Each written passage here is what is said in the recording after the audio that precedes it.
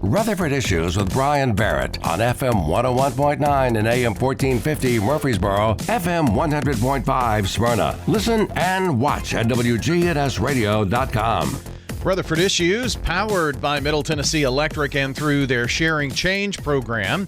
MTE has contributed over $11 million to local nonprofits supporting meaningful causes here in our community. Learn more at sharingchange.org. It's our first conversation of the brand new year with the Beesley Animal Clinic and Foundation. The executive director, Dawn Roberts, joins me. And boy, 2024 ended with a flourish for you guys. You were busy every day, it seemed like.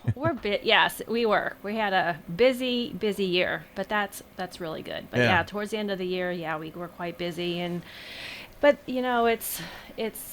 We like to see that, though. Yeah. Pull that a little closer over there you there. Okay.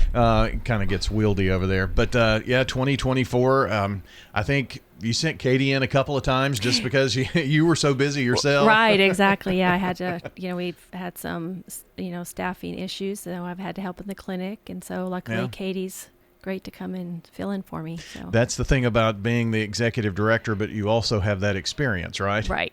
Exactly. Yeah. Sometimes you get called into the trenches. Right. Exactly. I don't mind it. It's a nice change every once in a while. I bet. So, yeah. I bet. Yeah. That's the reason that's the career path you chose. Right, so it's got to be a passion there. Yeah. I was telling somebody the other day, it's like nice when your work and your passion unite. So yeah. Well, you've got some interesting statistics about 2024 and how great of a year that was, and you've helped out a lot of people. Yeah. So our big thing is we did over 3,000 spay and neuter surgeries. So that was huge. One of our largest years, and 27% of those we were able to either partially or fully subsidize to help them get financial assistance. So, it's just that's due to all of our supporters, our donors, our funders, and everything like that. So,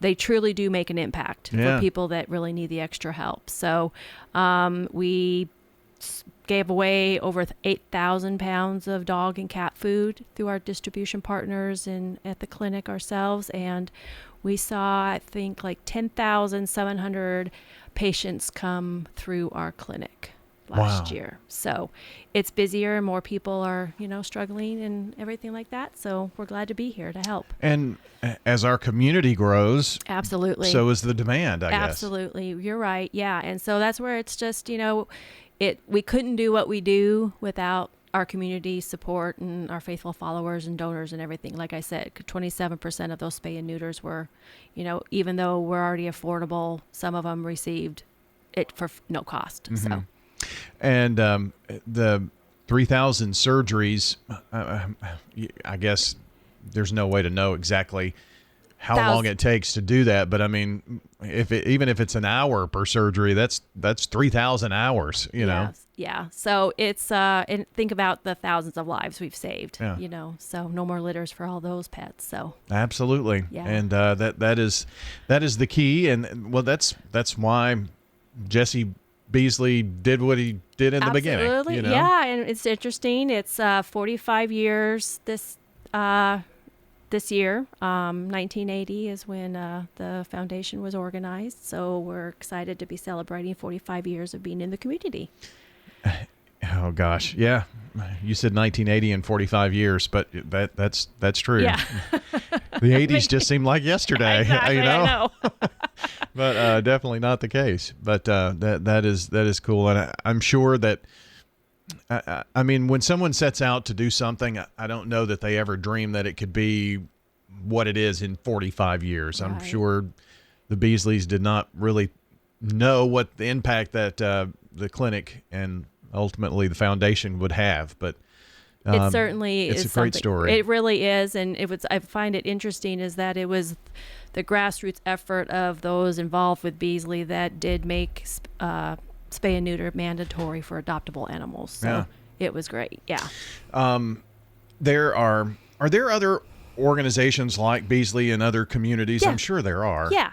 Like in Nashville, there's Pet Community Center. There's the Joy Clinic in Lebanon.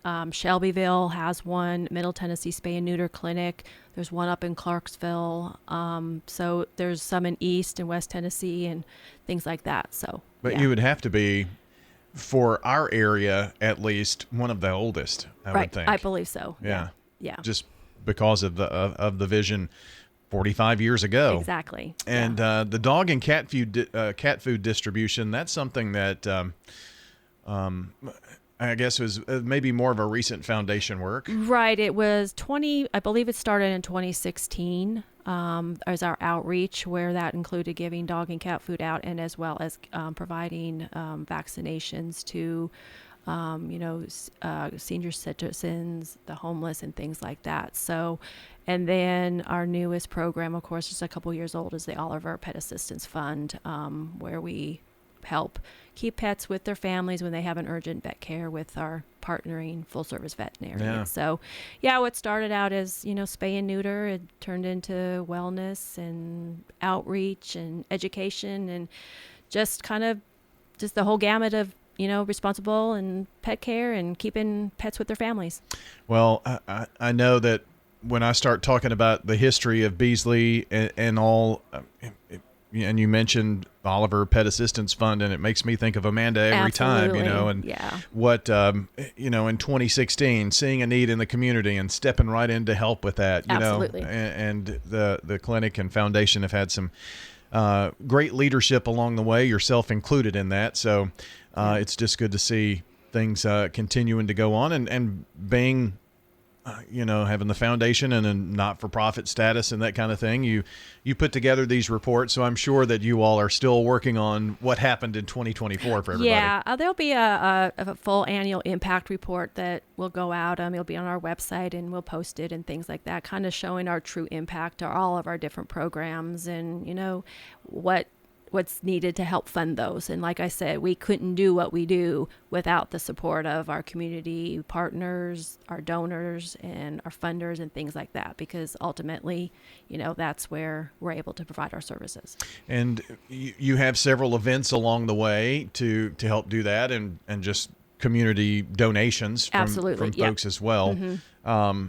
I would think Paws and Pearls is your signature event? Yes, our longest and largest fundraising event. And, this year it's exciting because it's our 14th annual, but we're also celebrating our 45th anniversary. So it should be a really good time. Yeah. So it's on April 25th at Copper Ridge. Okay. Yes. Wasn't it a fall last year? Or maybe No, that's Barks and Bourbon. That's Barks and Bourbon. Well, okay.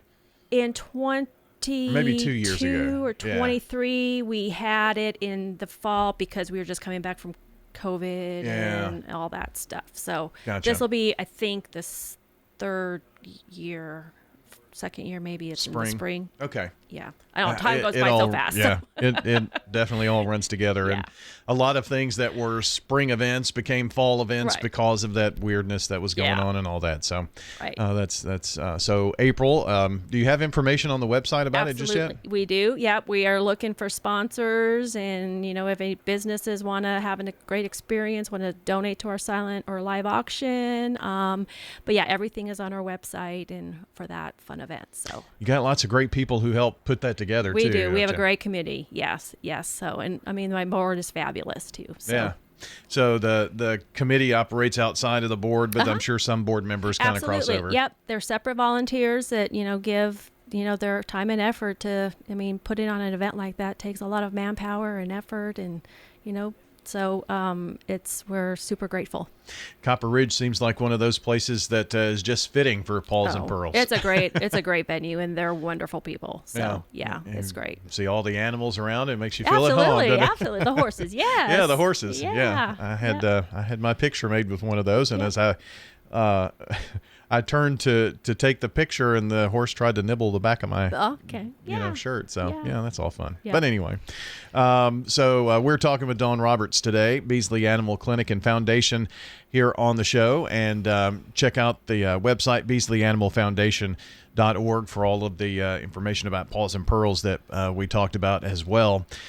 Dawn, wintertime, it seems like we talk about this, but it's always a good reminder for folks next week's forecast, I mean, we're going to have cold. highs in the low 20s, lows. I mean, there's, I think Monday night or Tuesday night, I can't remember exactly now, but early in the week, we are going to get scarcely close to single digits. Right. Yeah. And that's no fun. It's no fun for us. And, there's always concerns for your pets, especially if you can bring them inside, that's the best thing for them because they can get frostbite, they can become hypothermic, and you just need to kind of know the threshold that your dog is able to, withstand. The long-haired, thick-coated dogs probably can be a little bit more tolerant than your thin, short-haired or your even stocky pets because their bellies are in the snow. So they can probably get cold pretty easily. So you just need to know, and that's why you should just kind of talk with your vet once a year, go for an exam, and kind of understand if they have any, health issues. Our dogs with arthritis, they're probably feeling the cold just like we do as we get older. I can only imagine. Yeah. Just like we do. Right. And if you put a sweater or a coat, make sure that if it's wet, you need to replace it because it's going to make the dog colder. Yeah. With a wet sweater. Well, this was the first snow for the newest puppy. Mine too. Yeah. Not a fan. Oh, really? No. Oh, gosh. Mine loved it. Just wanted to eat it and play with the ice and all that stuff. So. Yeah, eventually he came around to that, but at first it was like, you want me to do what in this? Yeah. you know? I mean, I can't get a sweater on him. He's just like, no, I'm fine. So, yeah. But when you said belly, covered in snow, he was so low to the ground.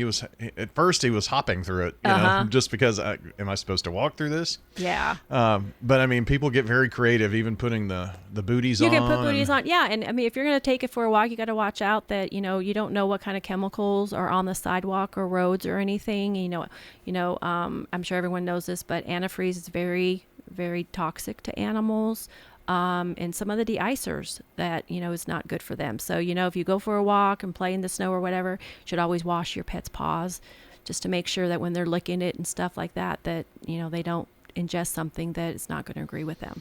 Well, none of mine are like more than 12, 13 pounds. And so, by the time they go out and take care of their business standing at the door ready to come in, they're all just like quaking, right. So, it only takes just a short time. It really does. Yeah. And like I said, there's, the larger dogs, the ones with the thick coats, like huskies, and, they're used to the cold weather, but, 0 degrees, they're not used to it either, right. In this area. So, well, and that's the thing. I mean, you may have a big dog or a husky or one with a big coat or whatnot, but if they're mainly inside dogs, they may have been bred for that right. cold weather, but they're not used to it. Right, exactly. So, you just got to, if they start acting weird, weakish, shivering, you just kind of maybe get inside and just call your vet and say, hey, is there something I need to be concerned about? So, and any animals that are outdoors, got to make sure, I mean, it's going to be well below freezing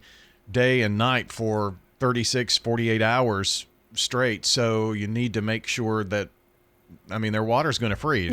Yeah. You always make sure they want to have fresh water. If you have to tie your dog up for some reason, make sure they can reach the water. And you're going to have to change it frequently because they do need fresh water. I don't know if a lot of your listeners know, but Tennessee, talking about outside dogs, they passed a new law last year updating the adequate shelter requirements. So, it's 3-sided. They have to be sheltered from the wind and the weather, flooring, good bedding to keep them warm or and cool when they're stuff. So, they've really made sure that these animals have the proper shelter to keep them safe in hot and cold weather. Yeah, or and also, even if you have like a feral cat or something of that nature around your property or whatnot, just someplace away from the elements, even if it's in the garage or Absolutely. something, right? Yeah. And, there's some good, if you do have a feral cat or a community cat or something, and, you reach out to there's a lot of rescues, Rutherford County Cat Rescue, they can give you ideas on how to make a feral cat shelter. You put a cooler, you just make a little hole in there, put straw, always use straw in your dog houses and your animal shelters, because hay will absorb the wetness. Straw is a little warmer and is just better material to have. And yeah, just try to, get them out of have a place for them to get out of the elements. Yeah. Sometimes for cats, it's under the hood of your car. That's true. So when you're getting ready to go outside, make sure you make a lot of noise, bang on the hood and everything like that to make sure, you scare them, because, you start your engine and there's a poor little cat in there trying to get warm. Yeah. So good tips. And always a fun time. Dawn, I appreciate you coming in today. Well, it's good to see you again. It's been a couple months. It has been. Good to see you as well. Dawn Roberts joining us with the Beesley Animal Clinic and Foundation. And we'll have the podcast up shortly, so you can check that out on our website.